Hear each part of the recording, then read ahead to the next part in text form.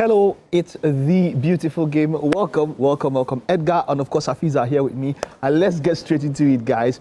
It was big one yesterday for the Super Eagles. It was a 4-1 win after extra time. Nigeria versus Gabon. Edgar, let me just start with you very fast. What are your thoughts on the game? Nigeria 4, Gabon 1. Yes, it was a beautiful game. I went to watch the game at a friend's house and I enjoyed it. I was a bit worried because, of course, my boy kept missing chances. He missed so many chances, and I was just wondering what is going on. Is this the kind of game that would end up turning on its head, where they would just surprisingly score a goal and just win the match? Because games like that always gets to happen. And when they equalized at the 83 minutes or thereabouts, I was worried again. I said, Nigeria, why do we always like making it difficult for ourselves? But again, it was a beautiful game. It was a beautiful game. We played well.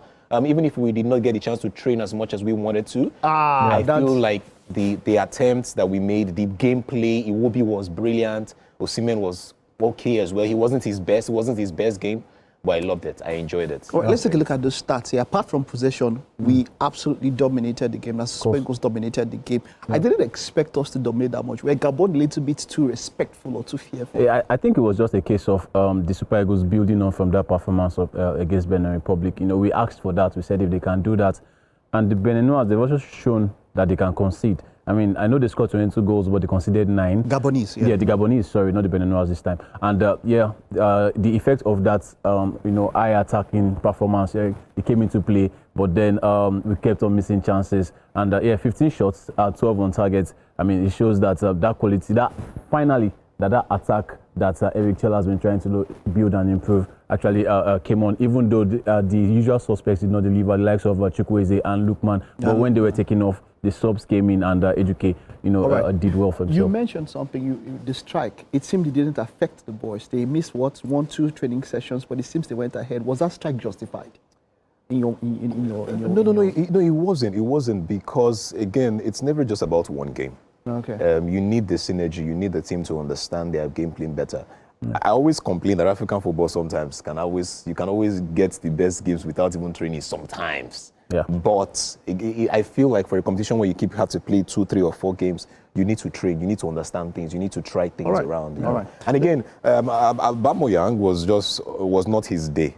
Yeah. So that's a thing too. Talking about Aubameyang, let's wrap up with this. Frederick was the man. Absolutely. He really. How much of a revelation has he been for the Super Eagles? I was making this funny comment. I said even if Eric Chell ends up not doing anything for the Super Eagles, he has done this one, at least for revealing this boy to us. I mean, 20-year-old, born in 2005, locking up a player of Aubameyang's magnitude. I know he's 36, but then he's still a threat any day. I mean, he scored 4 in a game, and he has shown it right from the Unity Cup. The games against South Africa, the games against, I mean, when Chustekong partnered him, we saw the difference. Now, he and Calvin Bassey, they made a fantastic partnership, but he particularly, I think Brentford will go all out to get their boy. They sent him on loan to Denda, but now, next summer or even January, I think he's going to make that step up, yeah. All right, let's move over to the next match now, and of course was Cameroon. We're up against DR Congo. Now, it was a very late goal. The match looked evenly. It was evenly matched up until that time. But DR Congo, of course, snuck in with a 1-0 win. Some people expected it. Of course, we didn't see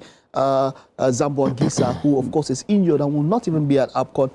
At AFCON. Mbeumo was there to carry off, that particular the team and all of that. But was it surprising for you? Do you think Cameroon fell short? Did you expect DR Congo to pick this one? For me personally, I thought DR Congo was going to do something because they also have good players. They might not have the names, but they have the players. It's not about the individual names, that gives you the results. It's the team, most of the time. So, but Cameroon as well, I know they were missing Zambo Anguissa, a very, very, very important part of their midfield setup. But then they still went on. They created chances, actually. That goal that Chancellor Mbemba scored, the Cameroonian attacker, Frank Magri, had the same opportunity and he missed it. So it's all about taking chances, and the Congolese, they got, they took their chances that they got there in the end. They got the goals. They are playing the Super Eagles of Nigeria. Let's talk about Onana. We made fun of Onana right from the was very, very good in that game. But on that day, it seems Onana came up, and it seems like when you leave Manchester United as a player anyway, your head will be correct. Like your head starts getting reset. We've seen it 1,001 times. Is that the case with Onana now? Because he put up a good performance yesterday against Yes, he did. I think it was a brilliant game from Onana. Couple of interesting saves here and there. But again, I think it's all jokes with is it jokes? Should I say call it jokes with Manchester United when you leave? I think it's just the way the system works. Because I watched the video where Onana explained, and he said how can you say I'm a terrible goalkeeper when a season before I won with a particular team and then I come to Man U and I fumble? You know, so I think it's all about the tactics and how they play. But even with the ex-Manchester United performance that he gave, a certain Manchester United player was there to drag the team down. Mbeumo was there, so Manchester United still spoke for them. All right, let's move away from that now to the big one.